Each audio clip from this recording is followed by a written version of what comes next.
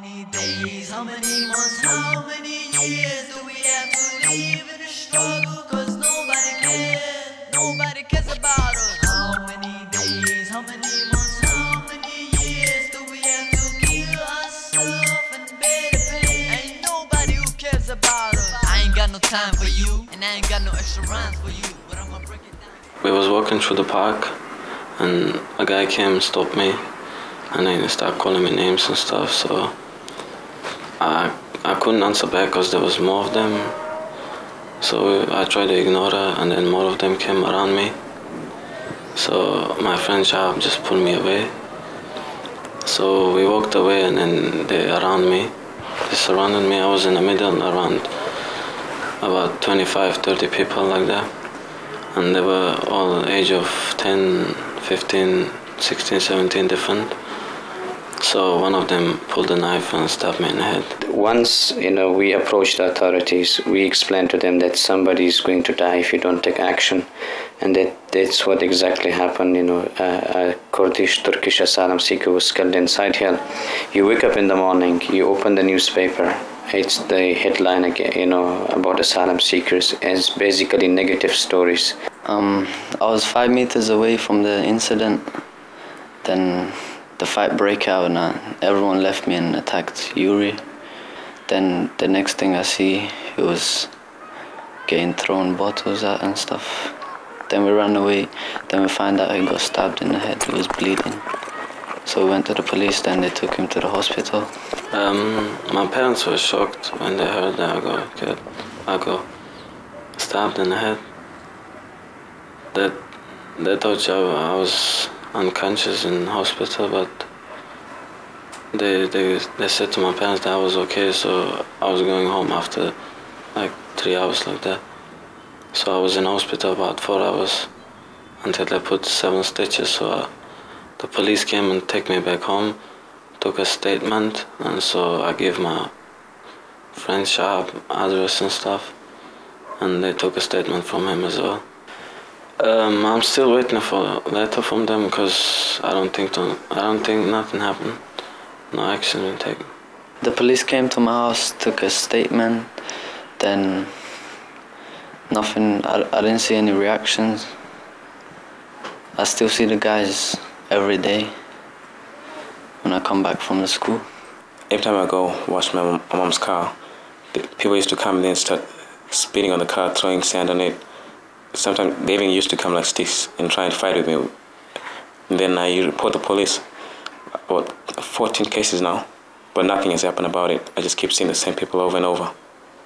It was like almost every month attacks for an asylum seekers. I mean, I went to police station, hospitals. I have to spend almost the whole night in hospital with asylum seekers. And then when someone is charged, then you see the same guy again on the street, and it doesn't really work that way because you're attacked probably by 15 to 20 guys, and then many people, they're scared to report the attacks because they think they will go into problems with the Home Office. But then like places like Shawbridge, Pollokshaw, Story Glen, it's the worst areas for asylum seekers. Even when someone was killed inside Hill, even during that time, Story Glen was having, or Shawbridge was having, the highest attacks on asylum seekers. But Side Hill was in the media eyes, where Story Glen and Shawbridge and Shawbridge, all the attacks and abuse went unreportedly. Getting attacked in this country or this place is like normal day life or whatever. It's like we get so used to it now. I'm not even bothered about it, like going to the police or whatever. Usual, everyone. If like there's a kid, he's asylum seeker or refugee, if he's not attacked, that means he's been hiding all the time, he's been not going to school. Even if you go to school, you get attacked. When someone calls me black bastard or whatever because of my color or whatever, I just tend to ignore it these days. And there's no really point going back, starting an argument, starting a fight. Like for example, when you see drought and famine and war on television screen, and probably many Scottish children, they donate money, donate toys, clothes, sending it to refugee camps. But the same people, who are the same asylum seekers coming from refugee camps to Britain to seek refuge here in this country, which is a civilized country, then they are being attacked, by the same people because they are given the wrong information. We're living in a miserable world, I can't stand the blood, so please help me, Lord. Me, I'm from Zimbabwe, and I get my struggle is political one, and in here it's racism. Yuri is from Russia, Suki from Sri Lanka, and Shahab from Iran. So basically, we all struggle similar ways because most of the problems are caused by the government. Britain is also responsible for creating many wars around the world. Like for the current example is Iraq, where people were thinking that Iraq will be a safer place after Saddam Hussein was gone, but Iraq became a more dangerous place after Saddam Hussein. And these are the same people from Somalia, Iraq, Iran, Afghanistan, Zimbabwe, where a dictator is in power. But these were all the same people who were empowered by Britain and America. And then when there is a war, it creates more asylum seekers. When you come to this country, you are not wanted in this country, and the government said you're bogus and you're a scrounger. And because we from different backgrounds as refugees or asylum seekers, so that makes our close bond towards our band. So we have the similar kind of backgrounds and similar kind of problems we have been going through.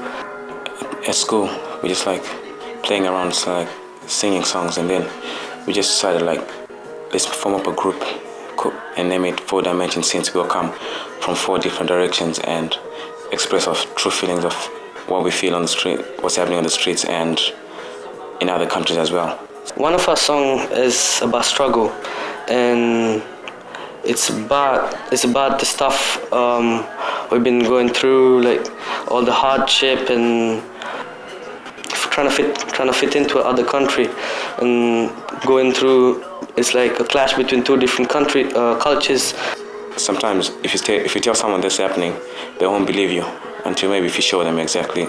Maybe if you sing it, they might say, yeah, that's what's actually happening. And maybe many people are talking about it, and maybe possibly someone might do something about it and take action. Too many kids dying, F-16s flying, United States denying. I think my tears is drying for the soldiers who trying to do their duty, but they're falling. So mama, please stop crying. It all comes to one end and I ain't lying. Too many kids dying, mama, please stop crying. Number of deaths each day multiplying. The black clouds got the sun hiding. Hunger in Africa arising. Soldiers risking lives for the general's glory. But that's the first chapter of the story. Who's to blame all this misery? What's the main thing causing poverty? I'm asking a lot of questions, no worries.